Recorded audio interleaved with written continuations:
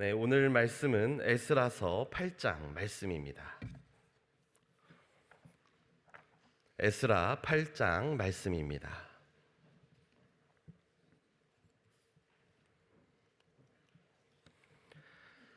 에스라 8장 하나님의 말씀을 우리 다 같이 합독하시겠습니다. 아닥사스다 왕이 위에 있을 때에 나와 함께 바벨론에서 올라온 족장들과 그들의 보게가 이러하니라.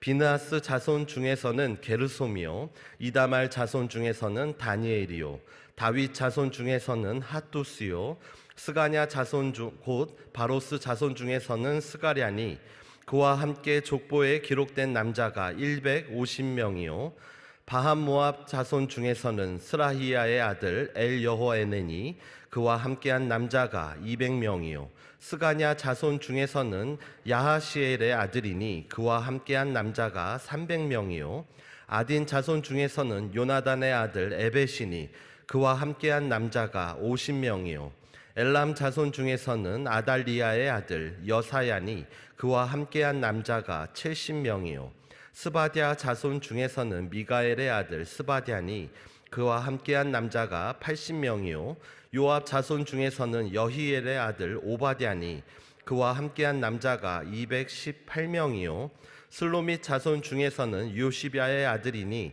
그와 함께한 남자가 160명이요 베베 자손 아들 중에서는 베베의 아들 스가랴니 그와 함께한 남자가 28명이요 아스가 자손 중에서는 학가단의 아들 요하나니니 그와 함께한 남자가 110명이요 아도니감 자손 중에 나중된 자의 이름은 엘리벨렛과 여우엘과 스마야니 그와 함께한 남자가 60명이요 비그의 자손 중에서는 우데와 사부시니 그와 함께한 남자가 70명이었느니라. 내가 무리를 아하와로 흐르는 강가에 모으고 거기서 3일 동안 장막에 유하며 백성과 제사장들을 살핀즉 그 중에 레위 자손이 하나도 없는지라. 이에 모든 족장 곧 엘리에셀과 아리엘과 스마야와 엘라단과 야립과 엘라단과 나단과 스가랴와 무슬람을 부르고 또 명철한 사람 요야립과 엘라단을 불러 가시베아 지방으로 보내어 그곳 족장 이또에게 나아가게 하고 이또와 그 형제 곧 가시베아 지방에 거한 느디님 사람들에게 할 말을 일러주고 우리 하나님의 전을 위하여 수종들 자를 데리고 오라 하였더니 우리 하나님의 선한 손에 도우심을 입고 저희가 이스라엘의 손자 레위의 아들 말리의 자손 중에서 한 명철한 사람을 데려오고 또 세레비아와 그 아들들과 형제 18명과 하사비아와 무라리 자손 중 여사야와 그 형제와 저의 아들들 20명을 데려오고 또 느디님 사람 곧 다윗과 방백들이 주어 레위 사람에게 수종들게 한 그 느디님 사람 중 220명을 데려왔으니 그 이름이 다 기록되었느니라. 때에 내가 아하와 강가에서 금식을 선포하고 우리 하나님 앞에서 스스로 겸비하여 우리와 우리 어린 것과 모든 소유를 위하여 평탄한 길을 그에게 간구하였으니 이는 우리가 전에 왕에게 고하기를 우리 하나님의 손은 자기를 찾는 모든 자에게 선을 베푸시고 자기를 배반하는 모든 자에게는 권능과 진노를 베푸신다 하였으므로 길에서 적군을 막고 우리를 도울 보병과 마병을 왕에게 구하기를 부끄러워하였습니다. 그러므로 우리가 이를 위하여 금식하며 우리 하나님께 간구하였더니 그 응낙하심을 입었느니라. 그때에 내가 제사장의 두목 중 12인 곧 세레비아와 하사비아와 그 형제 10인을 따로 세우고 저희에게 왕과 모사들과 방백들과 또 그곳에 있는 이스라엘 무리가 우리 하나님의 전을 위하여 드린 은과 금과 기명들을 달아서 주었으니 내가 달아서 저희 손에 준 것은 은이 650달란트요 은 기명이 100달란트요 금이 100달란트며 또 금잔이 20개라. 중수는 1000다리기요 또 아름답고 빛나 금같이 보배로운 녹그릇이 2개라. 내가 저희에게 이르되 너희는 여호와께 거룩한 자요 이 기명들도 거룩하고 그 은과 금은 너희 열조의 하나님 여호와께 즐거이 드린 예물이니 너희는 예루살렘 여호와의 전 골방에 이르러 제사장의 두목들과 레위 사람의 드목들과 이스라엘 족장 앞에서 이 기명을 달기까지 삼가 지키라. 이에 제사장들과 레위 사람들이 은과 금과 기명을 예루살렘 우리 하나님의 전으로 가져가려 하여 그 중수대로 받으니라. 정월 12일에 우리가 아하와 강을 떠나 예루살렘으로 갈새 우리 하나님의 손이 우리를 도우사 대적과 길에 매복한 자의 손에서 건지신지라. 이에 예루살렘에 이르러 거기서 3일을 유하고 제4일에 우리 하나님의 전에서 은과 금과 기명을 달아서 제사장 우리아의 아들 무레못의 손에 붙이니 비나스의 아들 엘르아살과 레위 사람 예수아의 아들 요사밧과 빈누이의 아들 노아디아가 함께 있어 모든 것을 다 계수하고 달아보고 그 중수를 당장에 책에 기록하였느니라. 사로잡혔던 자의 자손 곧 이방에서 돌아온 자들이 이스라엘 하나님께 번제를 드렸는데 이스라엘 전체를 위한 수송아지가 12이요 또 수양이 96이요 어린 양이 77이요 또 속죄제의 수염소가 12이니 모두 여호와께 드린 번제물이라. 무리가 또 왕의 조서를 왕의 관원과 강 서편 총독들에게 붙임에 저희가 백성과 하나님의 전을 도왔느니라. 아멘. 오늘 효와 행복은 5월 24일자입니다. 효와 행복 5월 25일자 54면에 있습니다.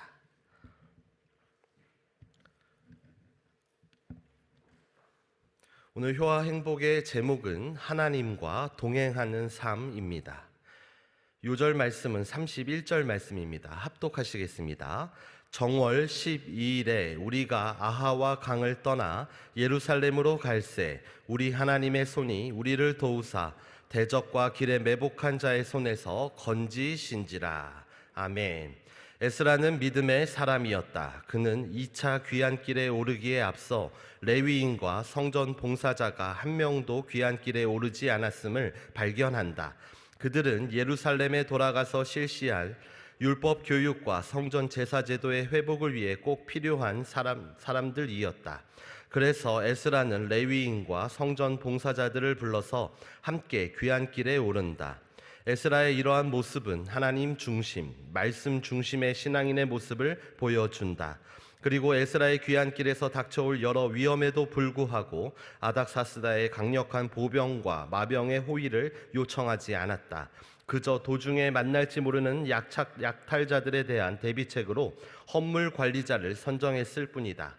에스라는 강력한 군사력을 의지하는 대신 금식과 기도로 무장하고 여정을 나섰다.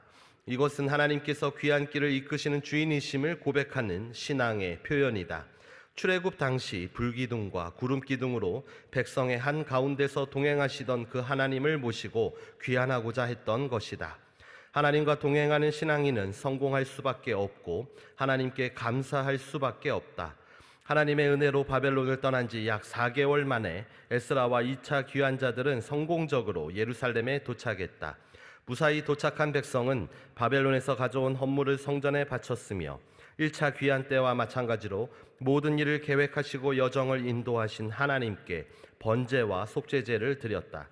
하나님은 하나님을 마음의 중심에 모셔드리고 동행하고자 하는 사람과 기꺼이 함께 하시며 은총과 복을 내려주신다. 하나님과 동행함으로 하나님의 인도하심과 돌보심을 경험하며 살자. 하나님을 중심에 모시고 동행하면 역경을 만날지라도 합력하여 선을 이룬다. 아멘. 할렐루야. 할렐루야. 네, 오늘도 참 좋은 날입니다. 주님이 주시는 기쁨으로 충만하시길 바랍니다. 네, 오늘은요 우리가 함께 봉독한 에스라 8장의 말씀으로 함께 은혜를 나누고자 합니다. 오늘의 제목은 하나님과 동행하는 삶입니다. 하나님과 동행하는 삶입니다. 오늘 본문 말씀은 어제 7장에 이어서 제2차 포로기한의 이야기가 계속해서 기록되어 있습니다. 이야기는 크게 네 부분으로 나뉘어져 있습니다. 먼저 1절부터 14절에는 포로 귀한 자의 명단이 소개되고 있습니다. 인원은 남자만 1773명으로 제1차 포로 귀환 시의 3분의 1 정도에 불과한 인원입니다.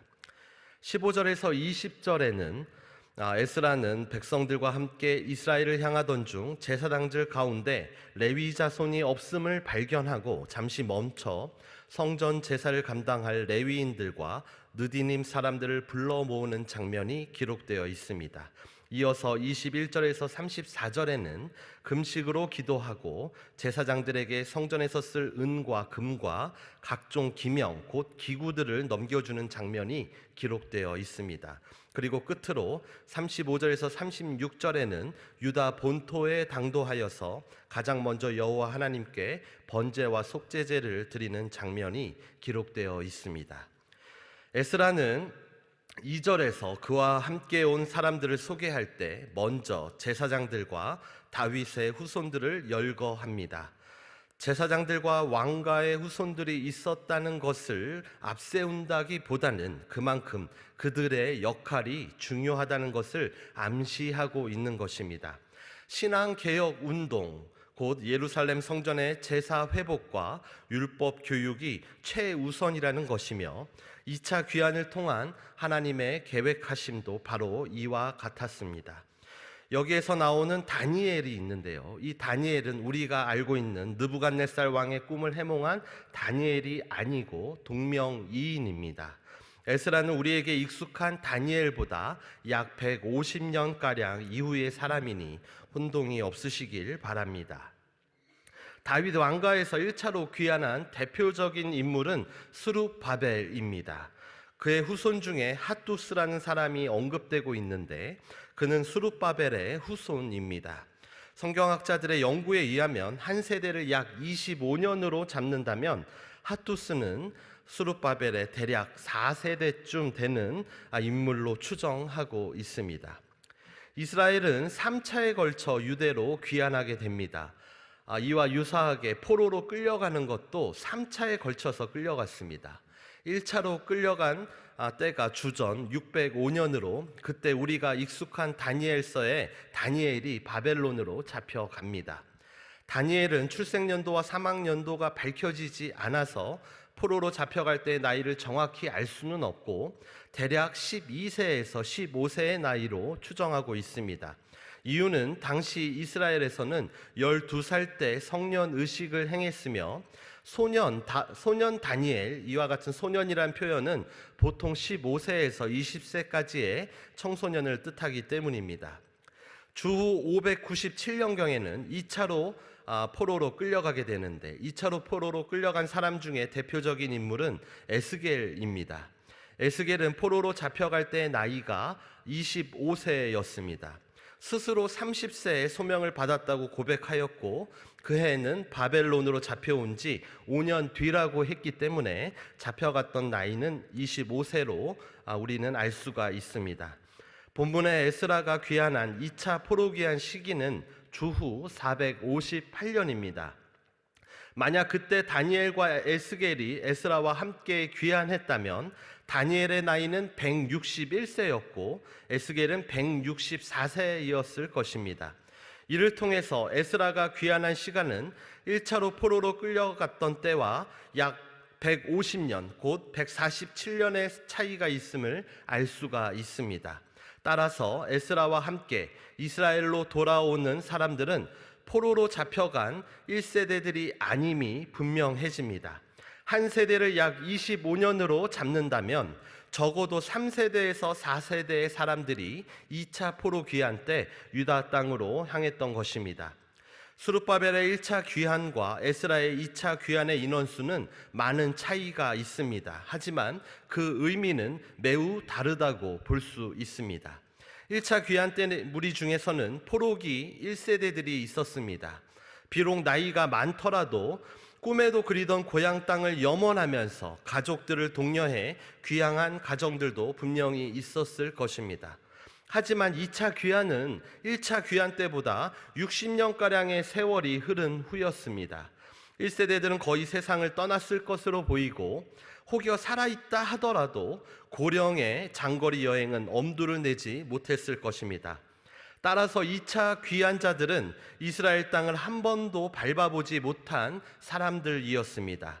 게다가 70년가량을 바벨론에서 살면서 닦아놓은 삶의 터전을 내려놓고 고국 유대 땅으로 귀환하려는 사람들이 있었다는 것은 상당히 놀랍기도 또한 고무적이기도 한 일이었습니다. 15절에 보니까 제2차 귀환자들의 무리는 사흘 동안 장막에 머뭅니다. 유다 본토를 향해 먼 길을 가기 위한 준비 기간이라고 볼 수 있습니다. 그곳에서 에스라가 제사장들을 살피며 발견한 사실은 레위 사람이 하나도 없었다라는 것입니다. 성전 제사가 절대적으로 중시되던 구약 시대에는 제사장의 역할이 매우 중요하였습니다. 비록 이들은 바벨론 포로 생활을 하던 중이었지만 제사장직에 대한 자부심을 지니고 있었을 것입니다. 그렇기 때문에 제사장들은 이스라엘로 귀환할 때 제사장직에 대한 자부심으로 쉽게 귀환을 결정하였을 것입니다. 그러나 일반 레위인들은 제사장들과는 사정이 조금 달랐습니다. 레위인들은 제사장의 일을 육체적으로 돕는 자들이었습니다. 매일 드리는 제사를 시중 들어야 하고 문지기와 성전 봉사와 각종 허드렛 일을 해야 했기 때문입니다. 특히 기업이 없이 그 역할을 담당하여야 했기 때문에 아마도 더욱 그러했을 것입니다. 이런 이유로 이미 바벨론 땅에서 정착하고 있던 레위 자손들에게는 고국으로 귀환하는 의미가 제사장들의 보다는 중요하게 생각되지 않았을 것입니다. 하지만 성전에서 제사하려면 레위인들이 반드시 필요하였습니다. 그래서 에스라는 레위인들을 소집하기 위해 7명의 족장들과 명철한 2사람을 레위인들에게 보냈습니다. 그리고 마침내 38명의 레위인들이 함께 귀환하기로 동참하게 되었습니다. 레위인들을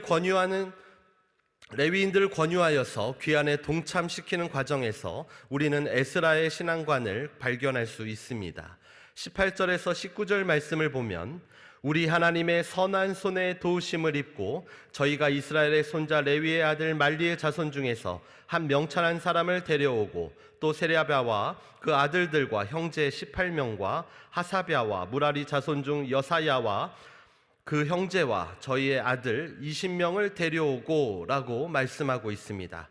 에스라는 레위인들을 설득하기 위해 9명의 사람을 보냈지만 그 사람들을 의지하지만은 않았습니다. 우리 하나님의 선한 손에 도우심을 입고 라는 말씀처럼 에스라는 레위인들의 마음을 돌리게 할 분은 하나님이심을 고백하며 하나님만을 의지하고 있었던 것입니다. 이처럼 에스라는 무슨 일이든지 사람을 의지하지 않고 하나님을 의지하며 하나님의 섭리 가운데 자신에게 주어진 사명을 감당하고 있었던 것입니다. 우리도 에스라와 같이 하나님의 선한 손에 도우심을 구하며 오직 하나님만을 의지하는 믿음으로 살아갈 수 있어야 하겠습니다. 또한 오늘 말씀에 보면 느디님 사람들이 나오고 있습니다. 20절 말씀에 보면 또 느디님 사람 곧 다윗과 방백들이 주어 레위 사람에게 수종들게 한 그 느디님 사람 중 220명을 데려왔으니 그 이름이 다 기록되었느니라 라고 말씀하고 있습니다. 느디님 사람들은 혈통적으로는 이스라엘 사람이 아니었습니다. 그런데 이들이 이스라엘 백성의 무리 가운데 포함된 것은 이스라엘 백성들과 함께 전쟁의 포로로 끌려온 자들이기 때문입니다.